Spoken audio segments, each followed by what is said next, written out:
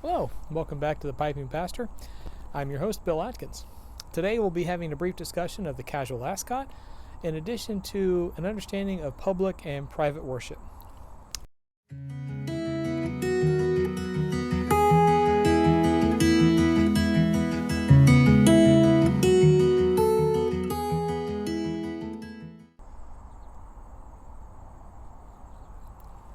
Well, as I mentioned previously, before I start, I would like to offer an apology. I'm sure I've made a textual correction in the videos already, but initially I was referring to J.M. Boswell's as J.W. Boswell's.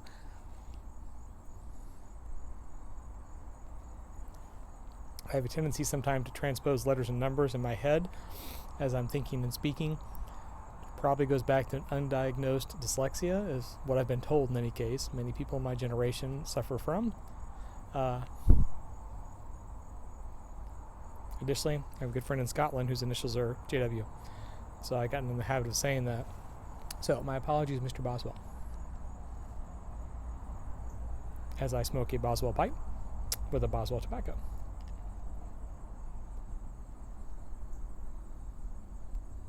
Well, today I want to begin a discussion with the ascot.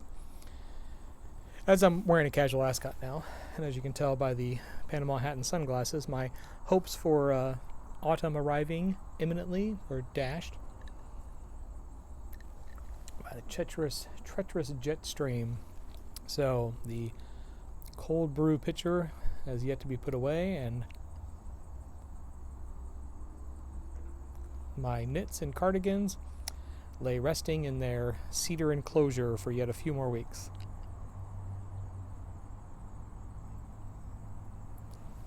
However, the casual ascot is appropriate for both summer and autumn, so these can continue to show up.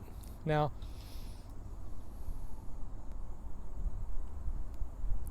many people refer to these as cravats, which is incorrect. Cravat is a generic term for any form of neckwear worn by a gentleman. It comes from the term Croat, which was the term used for Croatian mercenaries, who were the first ones that Western Europeans were to see to wear neckwear, cleverly little tied scarves essentially around their necks, which is where all this decorative stuff comes from. The ascot can be casual or formal. Formal ascots usually are white or silver, and they're worn in tails. You may have heard the term the Royal Ascot, the race, which features those outfits. The casual ascot, which is what I'm wearing today, is worn with an open neck shirt, and it can be tied in various different ways, similar to a necktie. I typically do mine in something akin to a 3-in-hand knot, so over twice, under once, and then through. And I might do a video in the coming weeks tying various different knots with neckties and bow ties and so on and so forth. But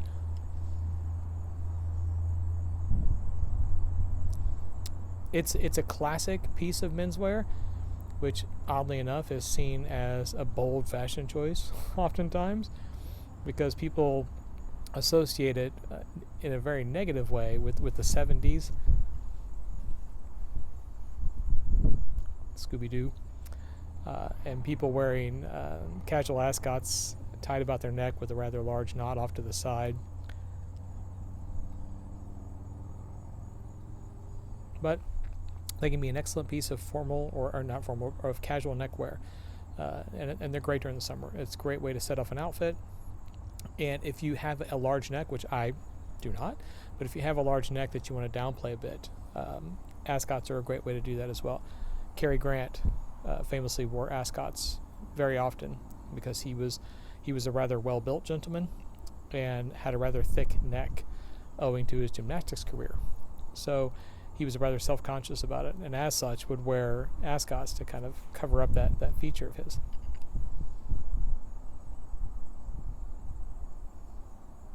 But if you have a problem with a really tight fit around the neck with a traditional bow tie or necktie or so forth, then these are a great option.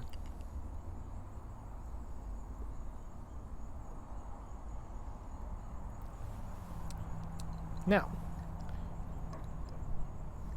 on to our discussion for today.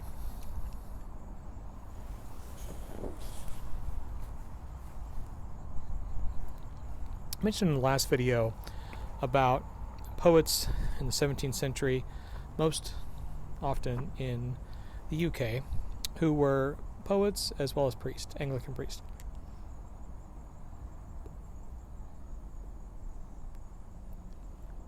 And I was lamenting the fact that we don't have that crossover so much anymore, especially in the United States, where we have the academy and the pulpit intertwined.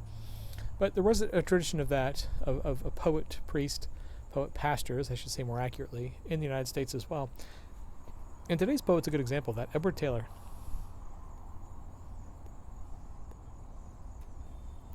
I chose him today for a specific reason. First of all, because he was a poet and a pastor, which I find appealing.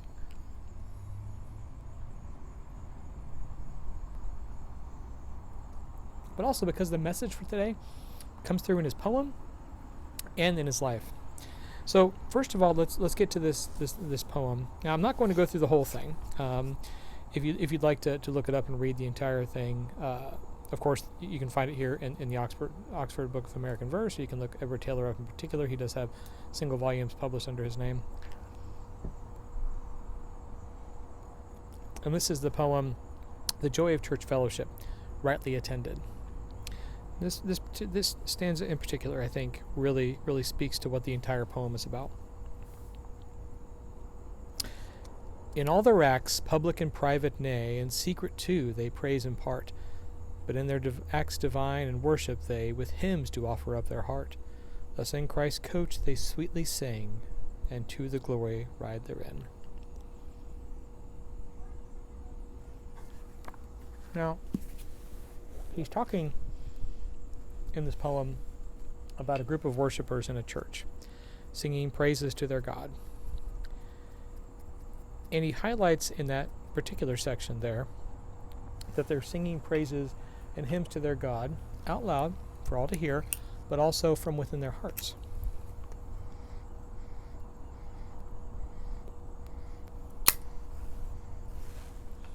And so I want to read to you a couple of verses from the Bible that speak to this.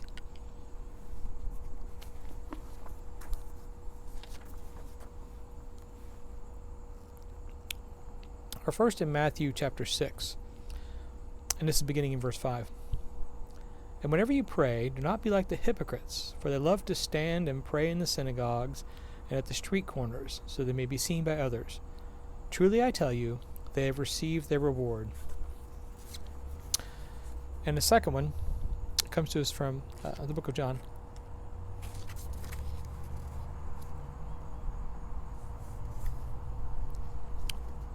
And this is in verse 4.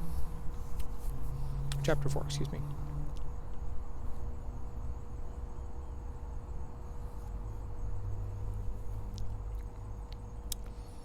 But the hour is coming and is now here, when true worshippers will worship the Father in spirit and truth, for the Father seeks such as these to worship him.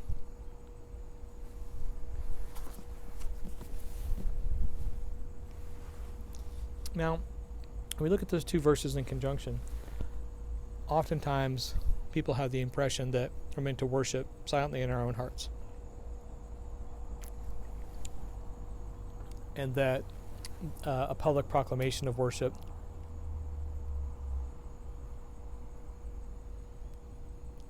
is somehow just a performance.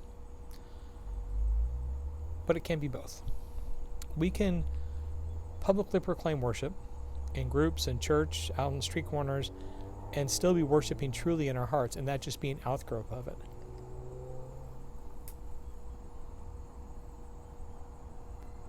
Because, of course, it's a famous example of King David worshiping in public.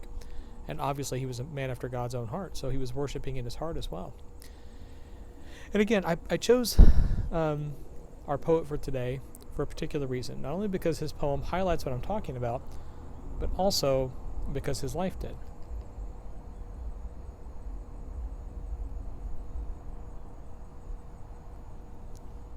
He worshipped God publicly and privately. He worshipped God publicly as a pastor, singing hymns and praises, And in his poetry, it was a private worship.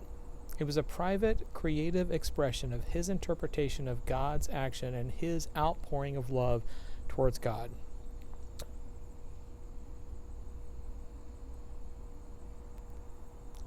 And why do I say it was private? Because at his death, he mandated that his poems not be published. His works were not known to anyone outside of his immediate family for 200 years.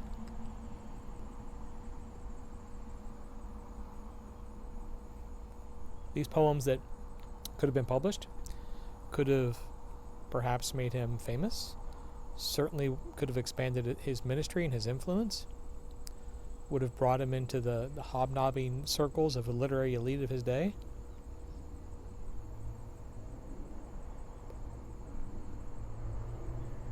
And gave no thought to that. It gave only thought to worshiping his God. Worshiping his God through his creative acts in a private manner. Even while he wrote poems about people praising God publicly. And there's a brilliant juxtaposition there of how we are to worship God. In truth in our hearts, with an outpouring. It can be in whatever different manner you can think of. Singing hymns in public, or writing poetry. Writing poetry to be published, as many of our other priests and poets have done, or writing it just for yourself, just for your private time to worship the Lord.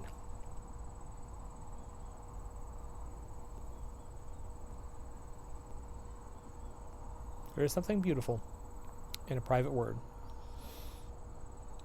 I expand a bit on this in my blog for this week, but that time that you spend just with you and God in your own private way, whether it be your instrument or your pen or the paintbrush.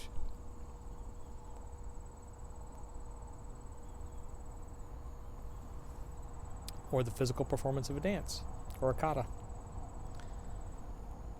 There's something delicate, beautiful, and special in the private worship we have. But it doesn't mean that the public worship has to be done away with. Well, that's all for this week.